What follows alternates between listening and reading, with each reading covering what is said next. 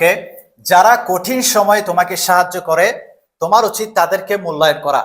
যারা কঠিন সময়ে আমাদেরকে সাহায্য করে আমাদের তাদেরকে কি করা উচিত? মূল্যায়ন করা উচিত। এটা হচ্ছে আমাদের সেন্টেন্স। এটা আমরা এখন প্র্যাকটিস করব ইংরেজিতে বলার।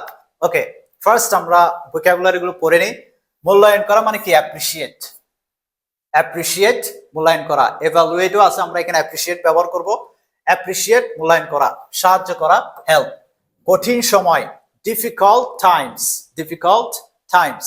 ওকে, যারা কঠিন সময় তোমাকে সাহায্য করে তাদের মূল্যায়ন করা উচিত। আগে আমরা লিখবো তোমার মূল্যায়ন করা উচিত, এই অংশটা আগে লিখবো, তোমার মূল্যায়ন করা উচিত। এগুলো হচ্ছে স্পোকেন ফরমেশন। ওকে, তোমার মূল্যায়ন করা উচিত, এটা আমরা আগে লিখবো।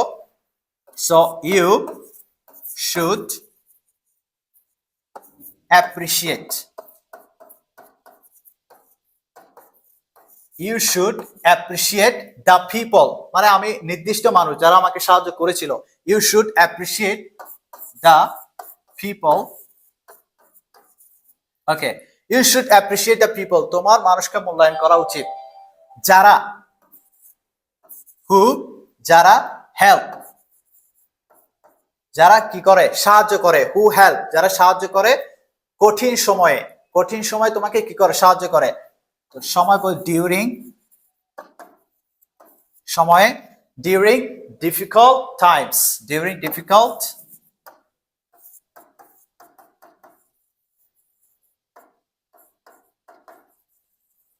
ওকে ওকে, তাহলে আমরা এটা কি লিখলাম? You should appreciate the people who help you during difficult times. Say with me, you should appreciate the people who help you during difficult times. Okay, say with me again. You should appreciate the people who help you during difficult times. Okay, আপনাদের প্র্যাকটিসের জন্য আমি একটা বাক্য দিয়েছি, তিনি আমাকে কঠিন সময়ে সাহায্য করেছিল। এটার ইংরেজি কি হবে? Right to the comment section. আসসালামু আলাইকুম।